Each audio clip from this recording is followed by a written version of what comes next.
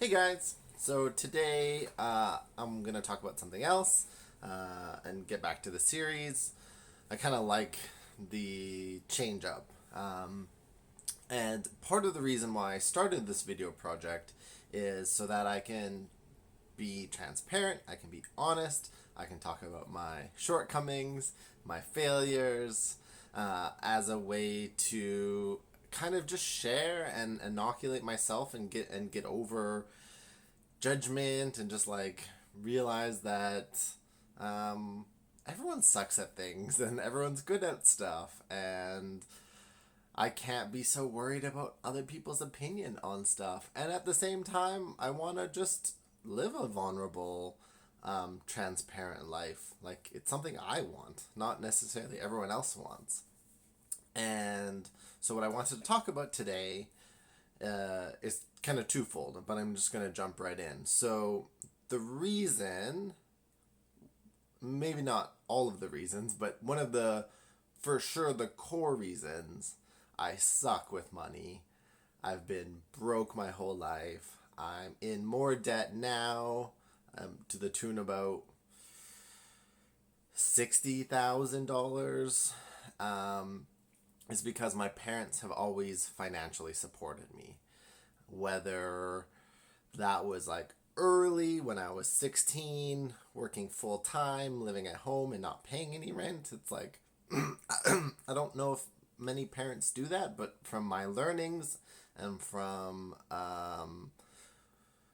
experience and consuming content, I would like to think in that situation, I would, if my kids were 16, working full time, living at home, I would charge some rent, because what it does is it's more real, right? Like, and I've even heard other people recently who've left home, moved out on their own, and now all of a sudden are paying rent and bills and realizing that most of their paycheck is not theirs anymore. And that's a tough transition. I know I struggled with that. But anyways, the what I wanted to talk about was, yeah, the crux of having financial support, I think, has actually made me, not I think, I know, uh, has made me shitty with money. And there's no blame in this video. Like, my parents were supporting me, and at the time, it's what I wanted, and often I fought for, because, the times they came in often were when I was broke and really needed it, and I think that was probably the better times to support me. But then there's other times where I just negotiated myself into a good deal, what I thought was a good deal at the time, but now reflecting, like, it just hurt me in the long run. Like, um, they owned a condo and managed to get in there with a roommate and essentially be rent free, even though, they were still paying a mortgage on it. Or I don't know if I had it paid off, but anyways, it wasn't their home. I wasn't living with them. I got to live in this condo with some roommates and not pay rent, and it was not the deal, but I negotiated myself into it. And again, at the time, great for me, but actually not, because all of these times for my whole adult life has made me weak, has made me soft around money, and allowed me to do things like quit jobs before I had another of income, knowing that I could rely on my parents to kind of pick up my pieces.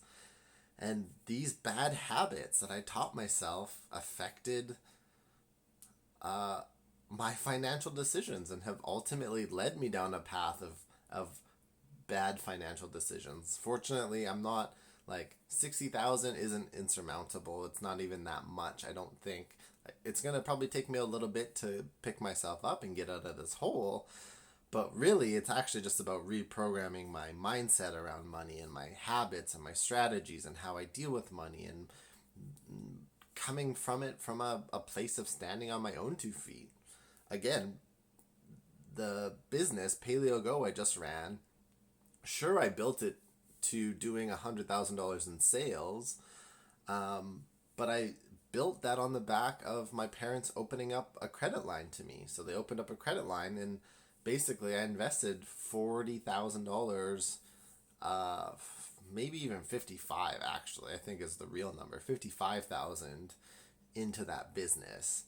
And probably one of the best things that happened organically is that by them giving me access to a credit line instead of just funding me money with a promise I would pay back, which was many of the deals in my previous life, is it gave something real. There was real numbers. There's a real account that has that much debt that I feel responsible to. So I've never tried to skirt it. I'm not trying to like the great thing about it is it's tangible. It's a lot more tangible than a handshake and some agreed numbers, which I've obviously never been good at because I haven't been able to navigate away from that. Or at least with the credit line, it's like, oh, okay, shit, there's real numbers. I know that's my debt, even if it's under their name. They opened it up to me, but I feel responsible for it, which is great. It's like I want responsibility for that debt because it's mine. I spent the money.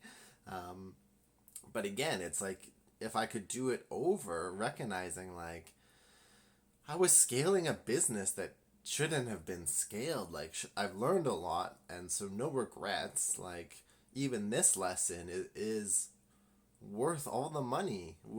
Even this lesson, I will sit here today with the 40 some, 60 some $1,000 in debt and genuinely say it was worth that $60,000 for all of these lessons because I have so much time to figure it out and to navigate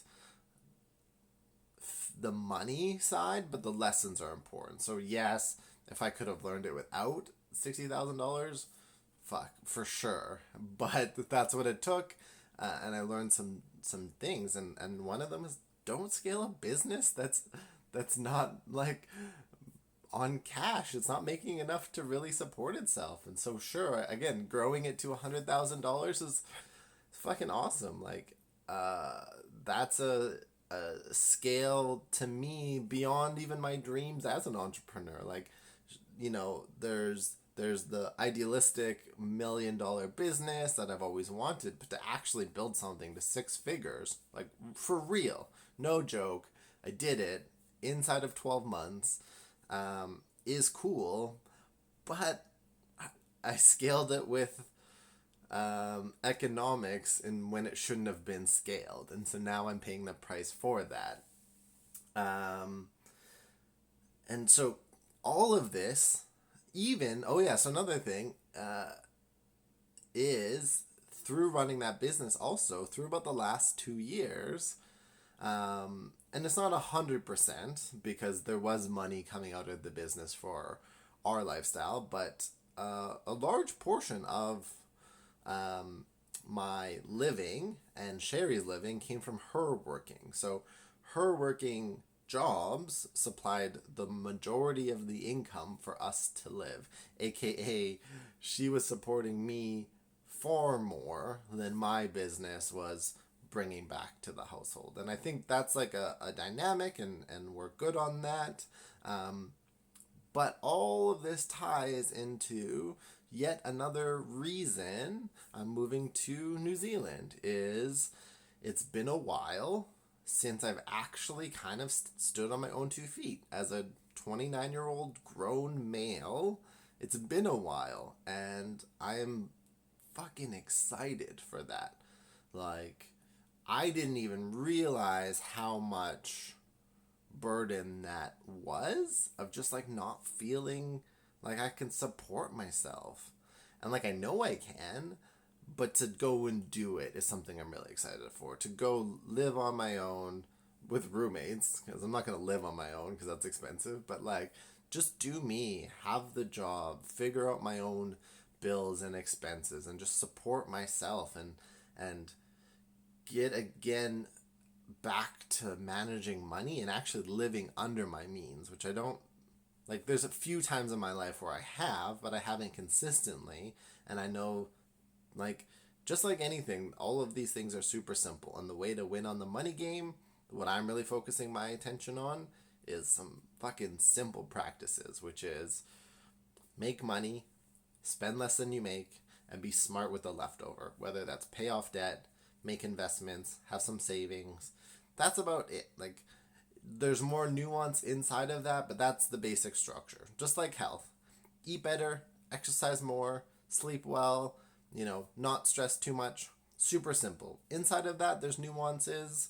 But really, like, that's it. Like, you can improve your health by those first two steps if you eat better and exercise more.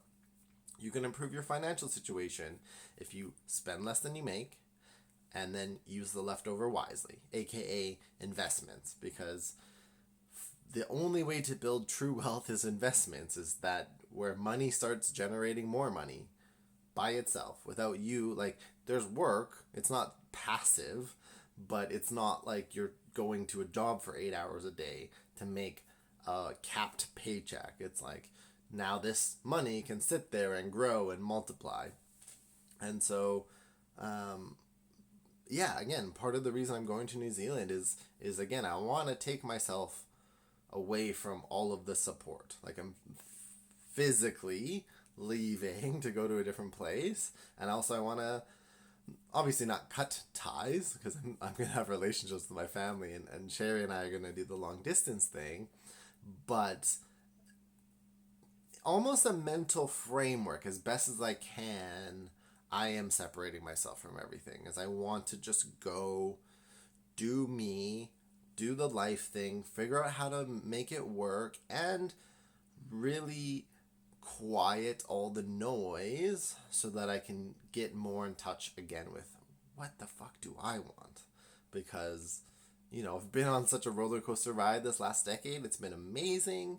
But I now want to figure out kind of what the next trajectory is. And part of that is like, what am I after? And what really lights me up? And taking all of the knowledge and all the skill sets and then applying that to moving forward.